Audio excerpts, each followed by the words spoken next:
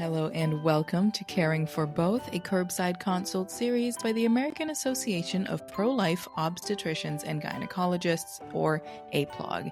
I'm Miriam Diallo, AAPLOG's Communications Manager, and I'm coming to you with a bit of an exciting personal announcement, which is that I am currently out on maternity leave. But while I'm out, we do still want to provide you with some good weekly content, and as a result, we will mostly be uploading for the next few weeks episodes of a limited series podcast that we first published in 2022, right after the U.S. Supreme Court decision in Dobbs v. Jackson Women's Health. It's called the Post-Roe Review, and the podcast has 4 episodes, all of which provide information that is still relevant today. And so we thought we'd re-upload those episodes and give you guys an opportunity to listen if you haven't already. Now, the first episode is titled A History of Advocacy, and it goes into a history of the abortion landscape in the United States, as well as pro-life physicians' advocacy for life-affirming medicine. And it's a great episode. It has interview clips from a variety of pro-life physicians, including a former abortionist, a sitting U.S. senator, and more. And I'm excited to show it to you. So let's jump into it.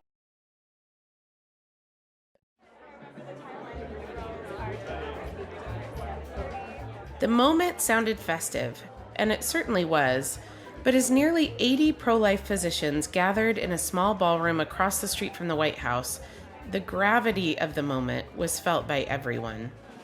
It was November 30th, 2021, and these medical professionals were gathered to witness a significant challenge to Roe v. Wade on the next day. You know, we all see how important this time is, and we just decided we need to be here together. Roe's been essentially unchallenged and it's outdated. If abortion is so necessary, if abortion is so essential, why do over 85% of obstetrician gynecologists refuse to do abortions? I'm a member of the United States Congress, but also a practicing urologist. I came here to show congressional support to my fellow physicians, the OBGYNs, and their cause.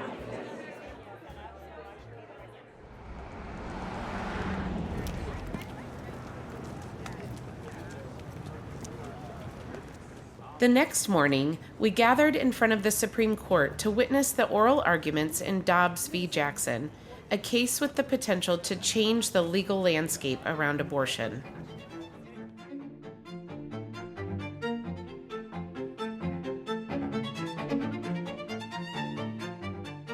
I'm Dr. Christina Francis, and this is the Post-Roe Review, a limited series podcast from the American Association of Pro-Life Obstetricians and Gynecologists, also known as AAPLOG.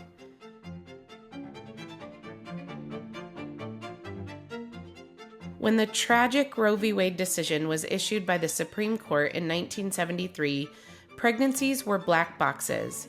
Ultrasound technology was brand new and not widely used, only showing grainy images on the screen. But now, nearly 50 years later, prenatal science has made incredible leaps forward. And this is why we stood in front of the Supreme Court for hours on a cold winter day as the Dobbs case was heard. Medical science favors the pro-life viewpoint. So in this episode, we will talk about the long march for life from the Roe v. Wade decision until that cold morning during the Dobbs hearing. Even if you don't consider yourself pro-life, I invite you to stick around and listen. You may be surprised at what you hear from medical professionals who have wrestled with this issue throughout their careers.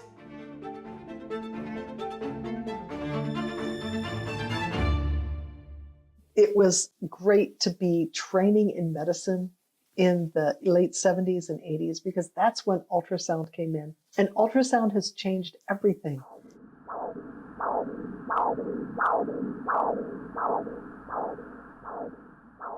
Because now not only can we see the baby's heartbeat 2 weeks after the positive pregnancy test, so 6 weeks pregnant, not only can we see the baby at that point and show the mom, but the mom can actually start bonding. And that's why you get, texting the first pictures around. Everybody knows, hey, there's my child.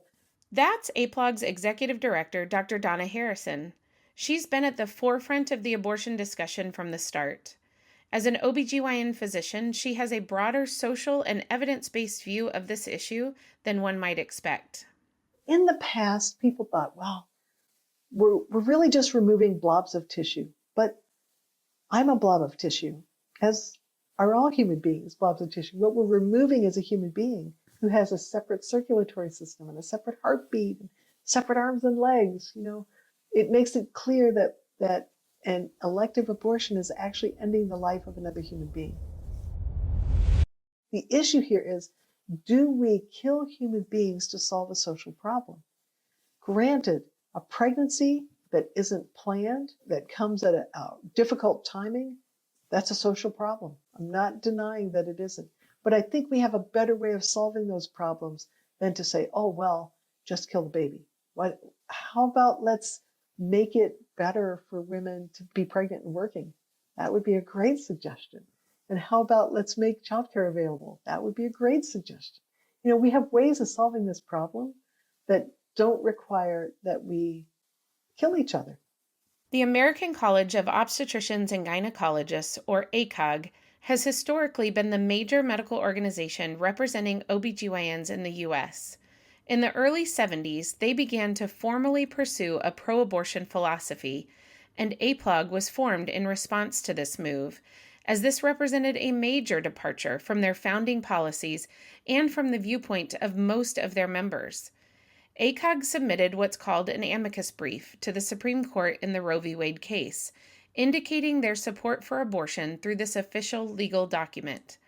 But they weren't the only group submitting their professional opinion to the Supreme Court.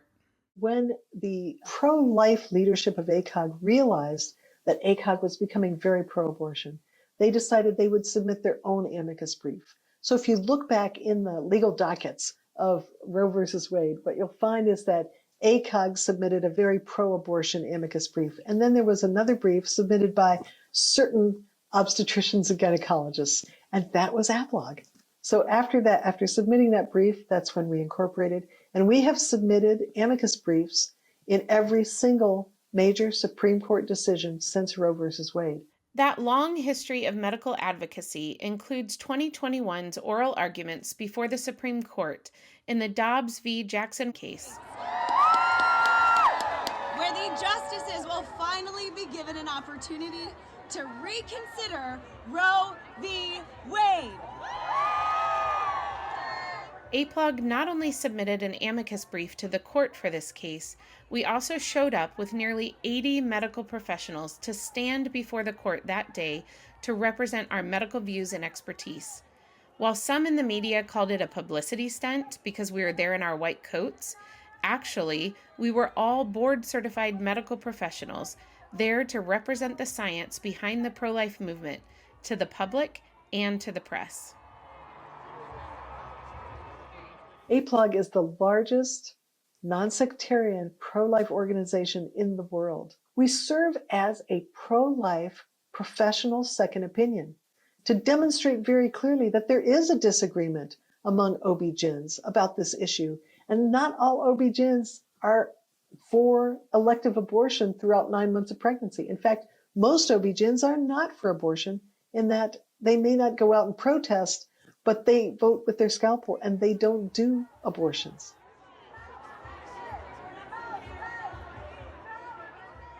So we can testify and demonstrate that there is real harm being done to women from abortion, and we see it. There are patients. We also are able to encourage our colleagues around the world who look to AAPLOG for practice bulletins, for committee opinions, for help as they launch their resistance to forcing doctors to kill. So we are in a unique place in the pro-life movement, and we want to continue to serve our colleagues around the world by giving them the best evidence-based information that exists. My name is Jeannie Onan Bramer, and I am a board-certified OB/GYN obstetrician gynecologist. I trained at the University of Kentucky for medical school and residency, and then I have practiced there. I've practiced in Fairbanks, Alaska, and I'm currently in Louisville, Kentucky. You know, one of the things that I've loved about AAPLOG is just the amount of information they've given me to help support the arguments, to understand kind of some of the real complications that are associated with abortions. You know, when the general medical societies discount all of that and say that they're completely safe, and inherently you know that that's not true. You also know anecdotally through taking care of patients, it's very refreshing to actually find some of the science that goes behind that to back up your opinions and to back up your viewpoints, and to be able to share that with patients, with other medical professionals, just to feel like you're doing more than just giving your opinion. You know, we're always taught to practice evidence-based medicine. And in order to do that, you have to have the science to back up what your position is. And that's what I feel like AAPLOG is doing.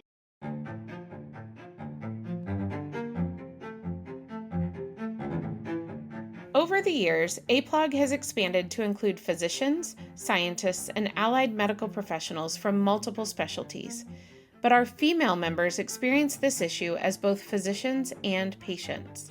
And that means holding a pro-life position is not theoretical, but very personal and practical.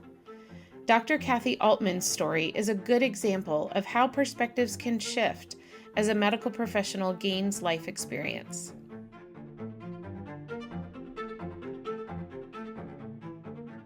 For me, abortion and the right to abortion was sort of a normal thing. And so there wasn't a time when I was practicing or in training when there was no Roe. So I automatically thought it was fine. What probably affected me the most was that right before entering medical school, I got pregnant and decided that I needed to get an abortion because I was afraid I wouldn't be able to be a doctor if I didn't abort the baby. At that point, it was just one and done.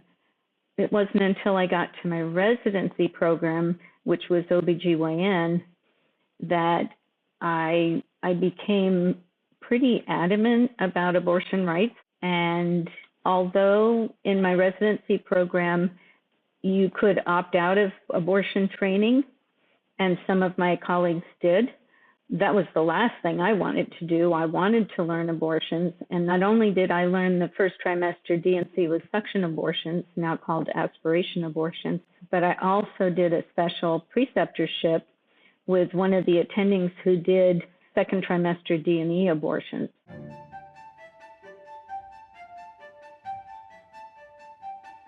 I was so gung-ho on abortion that instead of moonlighting in an emergency room to make extra money during my residency program, I chose to moonlight in an abortion clinic. And you can do that after you've gotten your medical license after the first year. So you're not finished training, but you do have a medical license. So I got my license and got a job at an abortion clinic. I continued to do abortions all the way through my pregnancy, and I worked just about till term. And I didn't see any sort of problem with that. My baby was wanted, theirs wasn't. So I felt perfectly comfortable doing abortions while I was 9 months pregnant. After my delivery, however, something must have happened, because the first time I went back to the clinic, which was at about 6 weeks, I saw 3 patients that really dramatically changed my mind.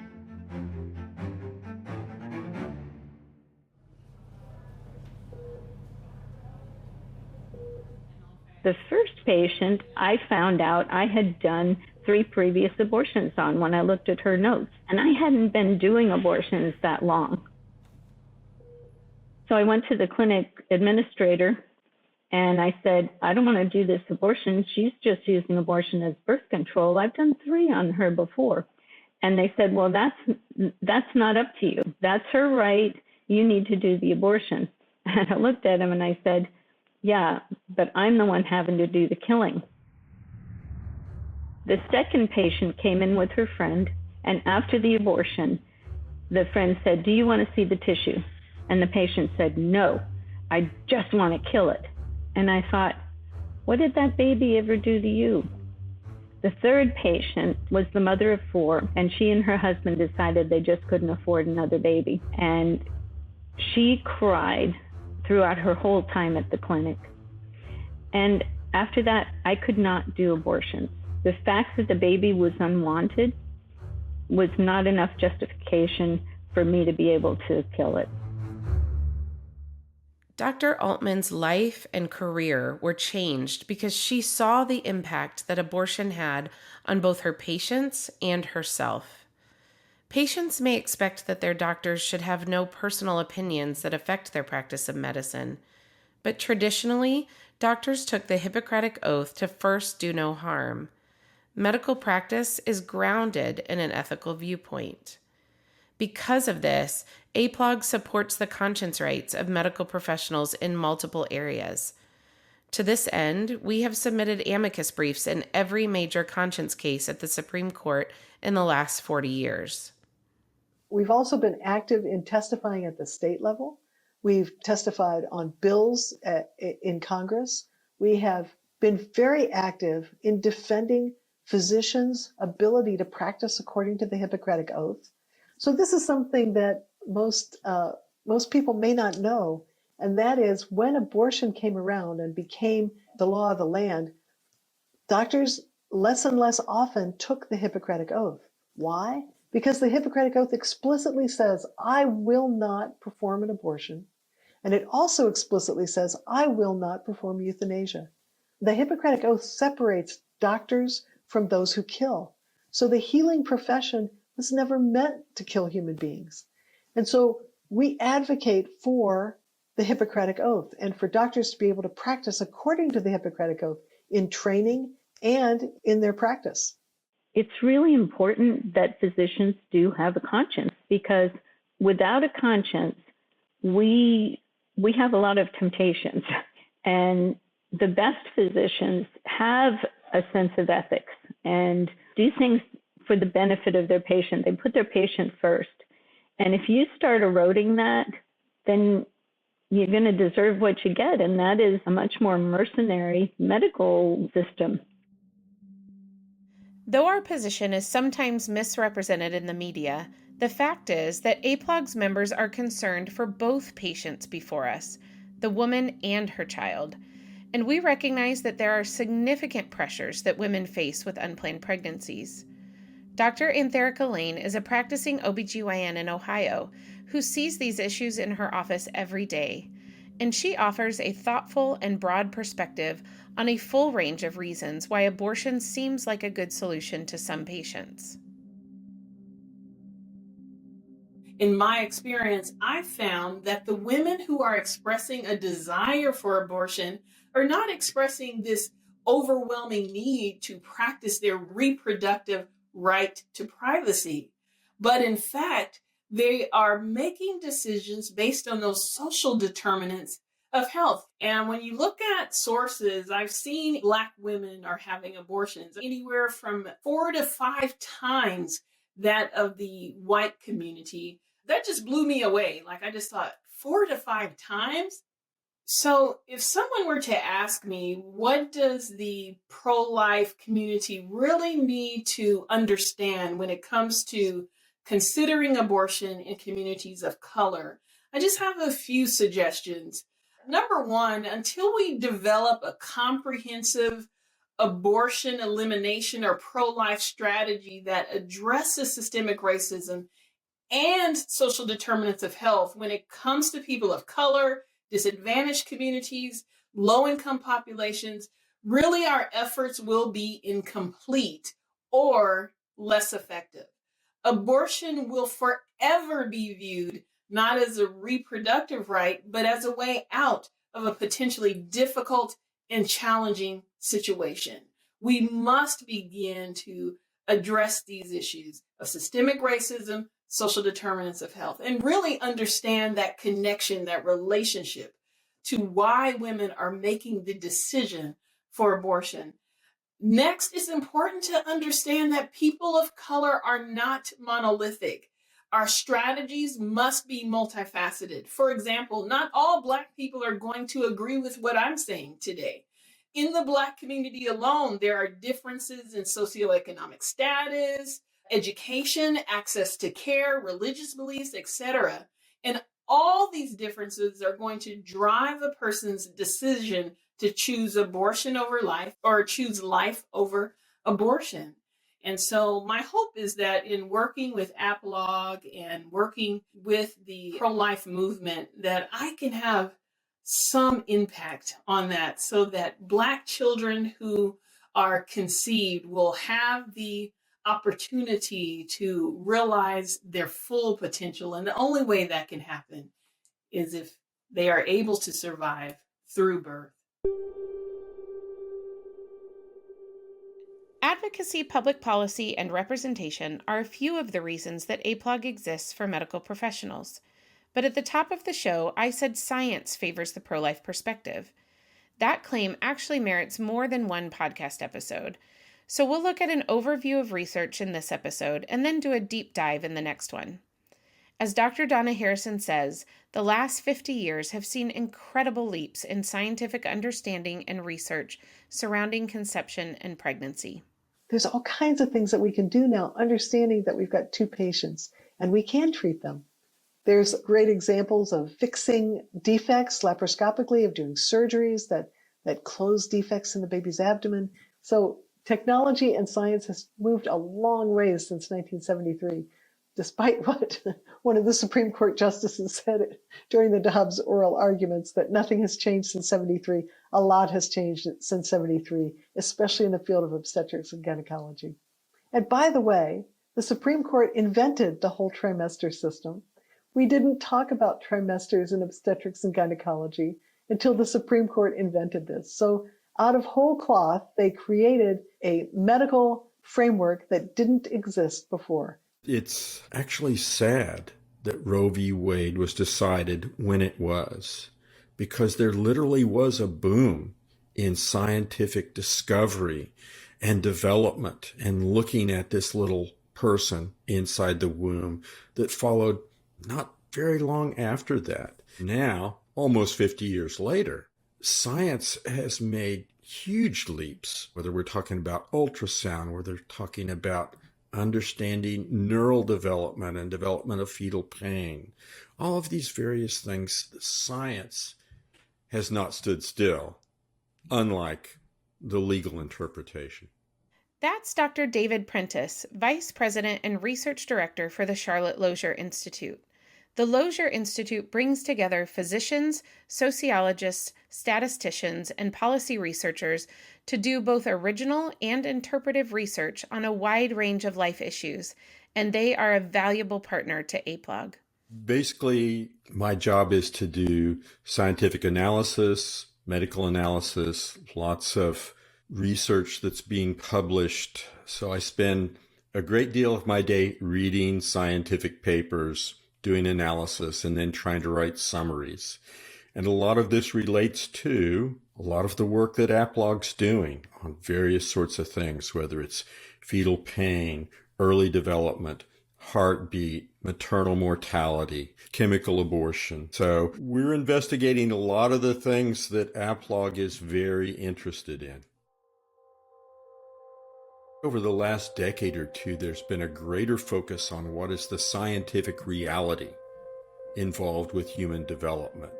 Now, the AAPLOG docs already know this from their actual experience, but a lot of scientists, a lot of other doctors, and certainly the general public really don't realize how much we know and how much we didn't know previously in terms of that elegant choreography of human development from that first single-celled embryo through the next 9 months after that.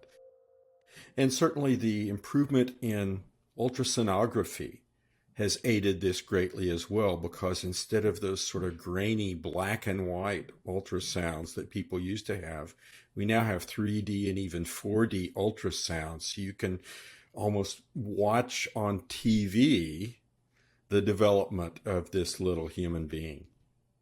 So you can not just take a snapshot, you can actually get video feeds from inside the womb of how this little girl or this little boy is developing.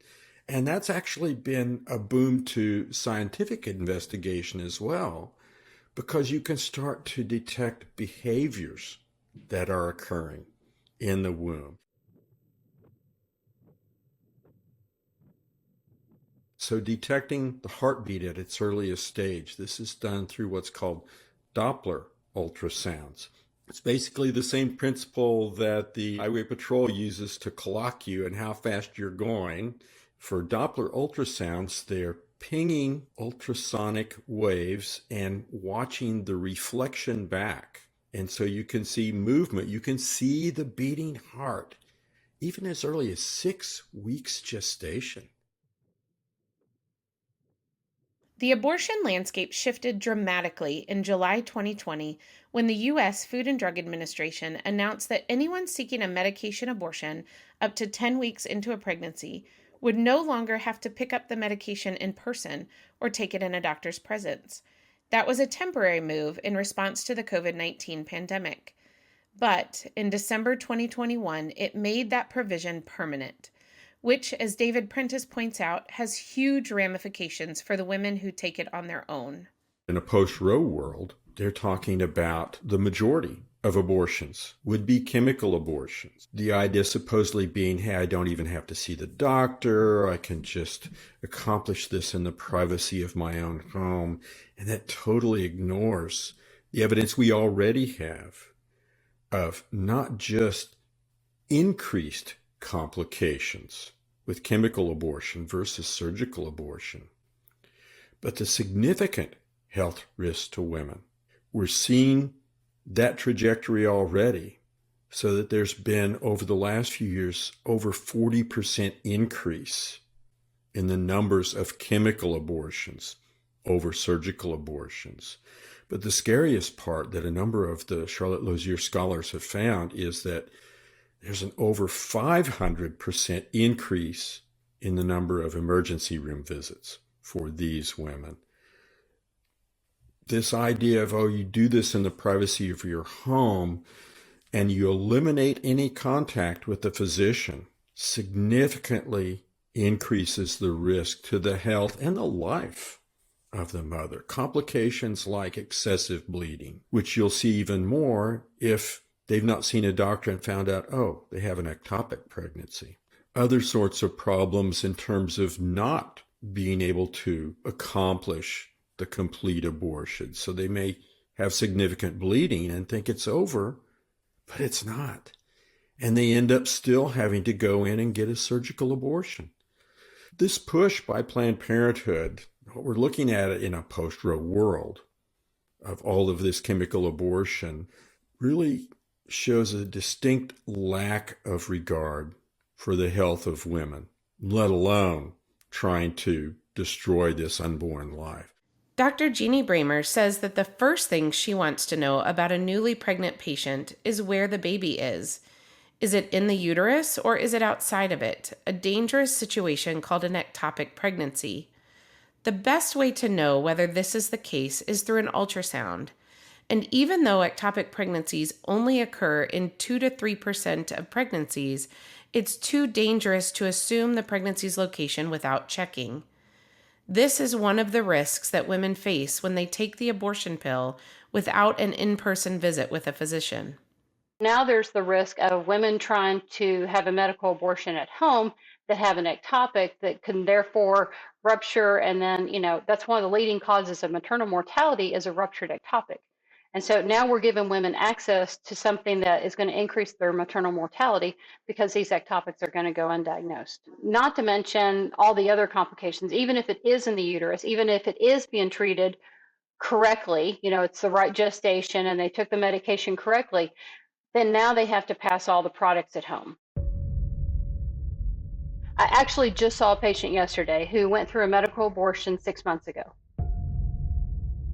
And they just gave her the pills, gave her the instructions, here, take the other ones, at this time. She was 19 years old and had no idea what to expect. She thought she was going to have a heavy period.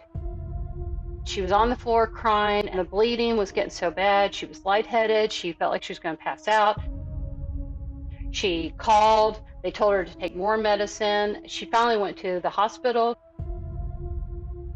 They kept her in the hospital for a couple days, and she was traumatized.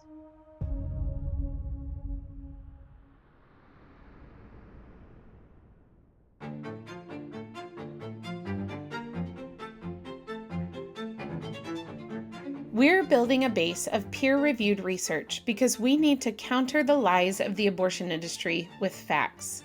And women deserve to know the very real dangers associated with abortions. So, in our next episode of the Post-Roe Review, we'll explore what medication abortions actually do.